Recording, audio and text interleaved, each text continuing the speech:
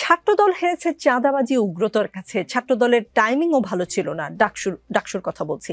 তারা প্যানেল দিতে দেরি করেছে, তাদের উগ্রতার প্রমাণ মিলে তারা ভিসিকে যেভাবে ধমক দিয়েছে, টেবিল চাপড়ে সেখান থেকে শিবির শিক্ষার্থীদের পালস বুঝেছে। ছাত্রদল ব্যস্ত ছিল টেম্পু স্ট্যান্ড দখল নিয়ে। বিভিন্ন জনের মতামতকে আমি একসাথে করেছি। একসাথে করে এই যে মন্তব্যগুলো, এগুলোর সাথে কোনো দ্বিমত আছে ব্যারিস্টার রুমিন ফারহানা?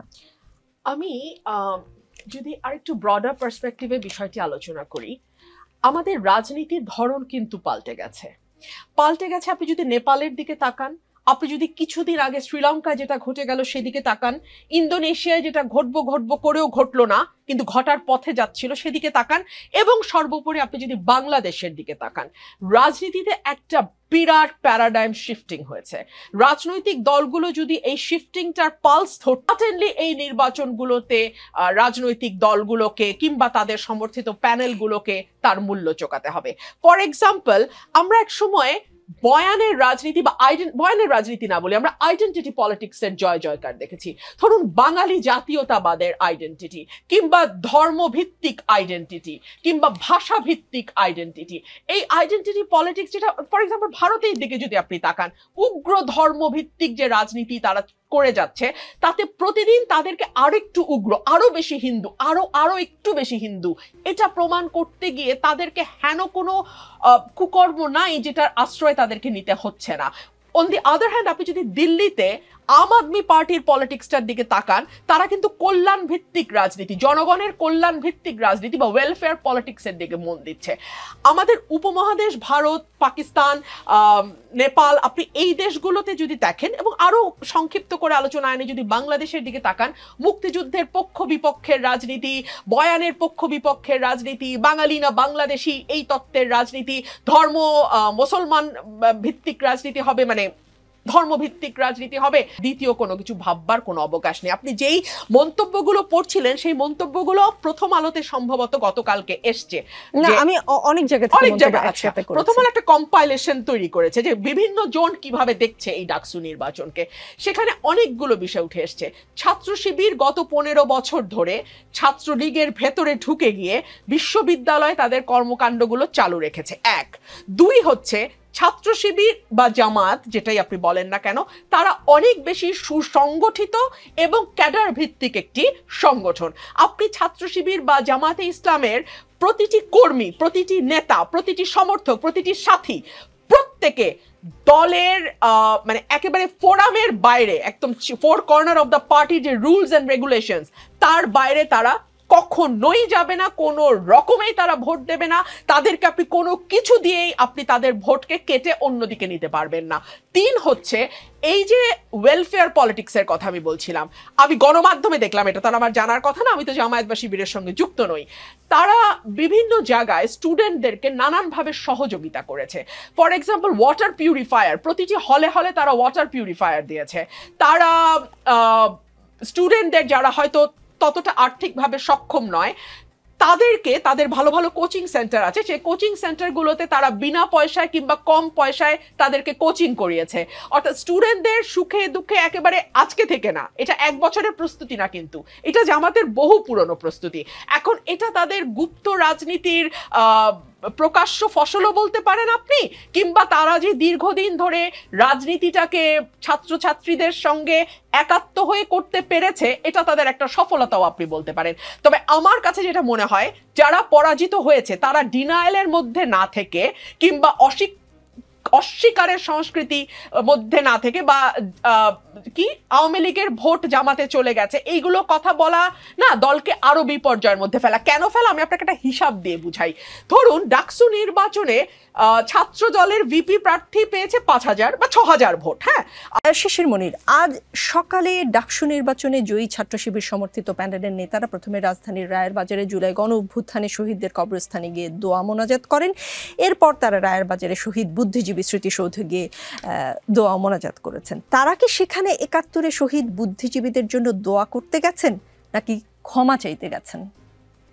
আপনার এই প্রশ্নটা কিছুটা হাস্যকর এবং কিছুটা মনে হচ্ছে অপ্রাসঙ্গিক। আপনি হাস্যকরভাবেই উত্তর, আমি হাস্যকরভাবে উত্তর দিব। আপনার এই প্রশ্নটার খুব প্রাসঙ্গিকতা আছে বলে মনে হয় না।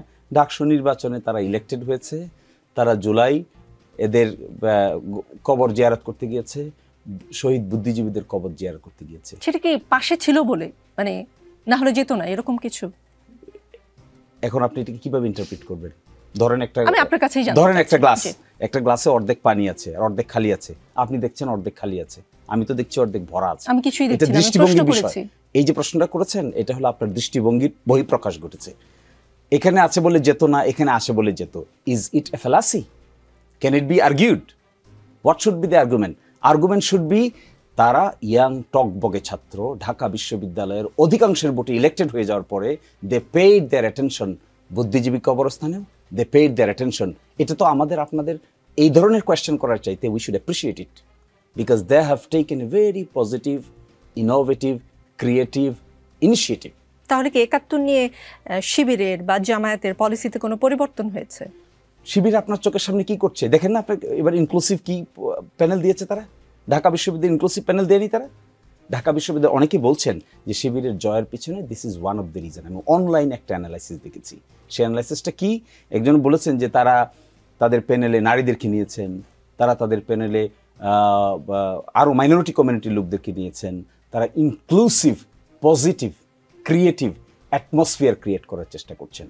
আমি আপনি এটাকে বিভিন্ন অ্যাঙ্গেলে দেখতে পারি, বাট তারা ডাকসুতে এসেছে। এখন দেখতে হবে বাকি এক বছর কি ধরনের অ্যাটমসফিয়ার তারা ক্রিয়েট করে, কি ধরনের প্রোগ্রাম তারা নেয়, যারা হেরেছে, জিততে পারে নাই, তাদের প্রতি কি অ্যাটিটিউড তাদের হয়, তাদেরকে কিভাবে তারা ইনক্লুড করেন, এখানে নারীদের সঙ্গে কি ধরনের ব্যবহার করেন, শিক্ষকদের সঙ্গে কি ধরনের ব্যবহার করেন, বসগিরি করেন নাকি ফ্রেন্ডশিপ করেন। দ্যাট উইল ডিটারমিন দেয়ার ফেট। বাংলাদেশের কমিউনিস্ট পার্টির সাবেক সভাপতি ও স্বাধীনতার পর ডাকসুর প্রথম ভিপি মুজাহিদুল ইসলাম সেলিম বলেছেন, ঢাকা বিশ্ববিদ্যালয়ের মতো প্রতিষ্ঠানে এ ধরনের প্রতিক্রিয়াশীল শক্তির উত্থান লজ্জার কারণ। এই ক্যাম্পাস হচ্ছে মুক্ত বুদ্ধি চর্চার কেন্দ্র, সেখানে এই ধরনের শক্তিকে শিক্ষার্থীরা কিভাবে বেছে নিল তা বোধগম্য নয়। তাদের নিয়ে আমার আপত্তি আছে, কারণ তারা স্বাধীনতা বিরোধী শক্তি। তাদের মূল দল জামাতে ইসলামী মুক্তিযুদ্ধের সময় নারী নিপীড়নের সঙ্গে জড়িত ছিল।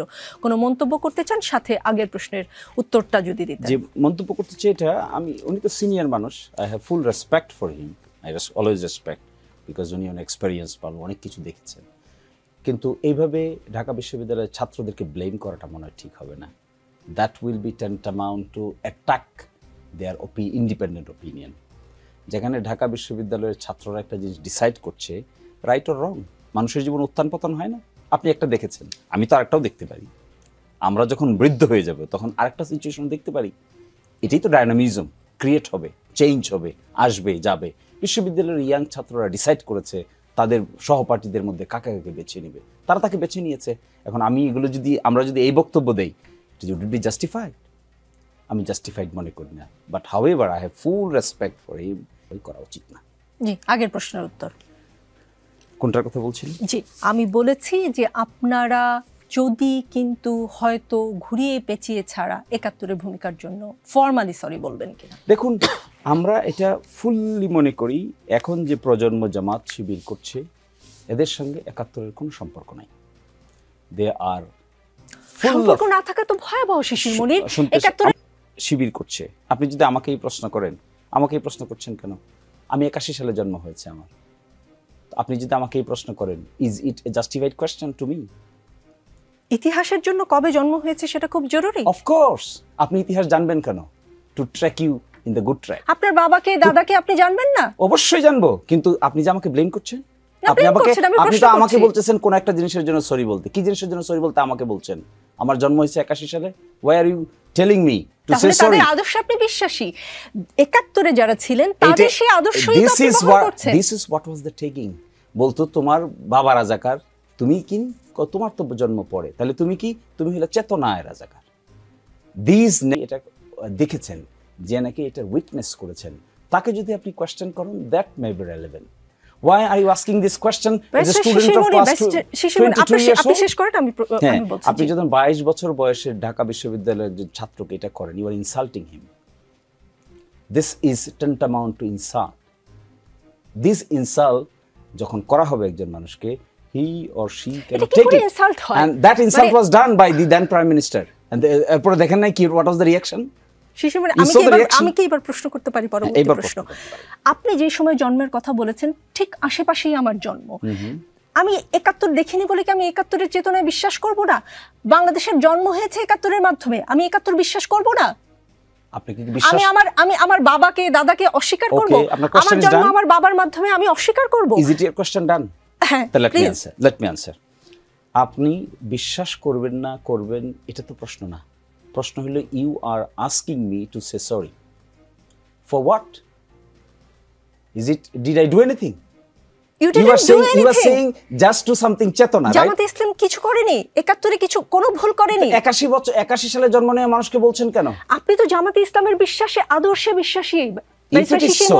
If it is so, then the answer is Jamaat Islami as of today repeatedly attempted to express their opinion, what they did in 1971. And repeatedly. And even if it has been said repeatedly, the people like you is again asking the same questions. What would be his perception then? আমি বুঝতে পারছি না, ইংরেজিতে বলেছেন তো, ইংরেজিতে এমনিতেও আমি কম বুঝি, একটু বুঝিয়ে বলবেন কি জামাত ইসলাম কি আসলে ফর্মালি সরি বলেছে কখনো? আপনি মনে হয় এই বিষয়টা সম্পর্কে ওয়াকিবহাল না। আপনি নাগরিকত্বের মামলা সম্পর্কে ওয়াকিবহাল? জি অবশ্যই, আমার জন্ম ওই সময় না হলেও আমি জানি। সেই 92 সালে নাগরিকত্বের মামলায় প্রফেসর গোলাম আজম সাহেব বাইতুল মোকাররমের উত্তর পত্রিকা খুলেন, উত্তর গেটে কি বলেছিল প্রেস স্টেটমেন্টটা দেখুন। That was formal. আপনি তো ফর্মালটাকে ফর্মাল নিতে চাইবেন না, because it is not the question of formality and informality. It has now been question to some people as a just to ask the question, no objective. এর বাইরে আর কোনো objective নেই। এর বাইরে অবজেক্টিভ, এখন অবজেক্টিভ কি হওয়া উচিত ছিল? এখন অবজেক্টিভ হওয়া উচিত ছিল how to reconstruct the nation with positive atmosphere. এটা না করে আমরা কি অ্যাটমসফিয়ার ক্রিয়েট করতে চাচ্ছি? বাইতুল মোকাররমের গেটের সামনে যে কথা হয়েছে সেটা নিয়ে আমার একটা প্রশ্ন আছে। আমি ইসলাম সম্পর্কে আপনাদের মতো হয়তো অত বেশি জ্ঞান নেই, কিন্তু আমার যতদূর জ্ঞান আছে আমি জানি কখনো যদি কেউ জুলুম করে কারো উপরে, যে ভিকটিম, সে ক্ষমা না করা পর্যন্ত আল্লাহও ক্ষমা করে না। বাংলাদেশের মানুষ কি জামাত ইসলামের 71-এর ভূমিকার জন্য ক্ষমা করেছে? আপনারা ক্ষমা চেয়েছেন, বাংলাদেশ কি আপনাকে ক্ষমা করেছেন? Is it your issue today or allotted all of your time for this purpose? No, it is not my issue. কিন্তু আপনি স্পর্শকাতর কথা বলেছেন বলে আমি প্রশ্ন করছি একের পর এক। হ্যাঁ, এই যে প্রশ্নগুলো করছেন আপনি, এই যে কথাটা এখন বলছেন, এই কথাটার what is the relevancy now? You are creating the relevancy by yourself in the way that we are discussing in the Dakshu election. ওই ছেলেরা ওখানে গিয়ে এটাও জিয়ারত করেছে, এটাও জিয়ারত করেছে। That is the question. This is your root question. And again you are asking the same question repeatedly. আমি পরিষ্কার হতে চাচ্ছি যে এই প্রশ্নের উত্তর আমি পাইনি, সেই প্রশ্ন আমি বারবার করব। সেই প্রশ্নের উত্তর তো বারবার আপনাকে দেওয়া হচ্ছে, কিন্তু আপনি নিতে পারবেন না এটা, because you have certain sort of bias. আমি মুক্তিযুদ্ধের প্রতি বায়াসড। শিশির মনির, আপনি যদি বলেন আমি মুক্তিযুদ্ধের প্রতি We বায়াসড। also. আপনি বায়াস, আমরা বায়াস না? আপনি কি আমরা যখন ডেমোক্রেটিক অ্যাটমসফিয়ারের কথা বলি, আমরা যখন মুক্তিযুদ্ধের চেতনার কথা বলি, আমরা যখন মানবিক সাম্য, মানবিক মর্যাদার কথা বলি, আমরা যখন ডেমোক্রেসির কথা বলি, ফ্রি ফেয়ার এনভায়রনমেন্টের কথা বলি, রুল অফ লয়ের কথা বলি, ট্রান্সপারেন্সি অ্যাকাউন্টেবিলিটির কথা বলি, is this not our biasness?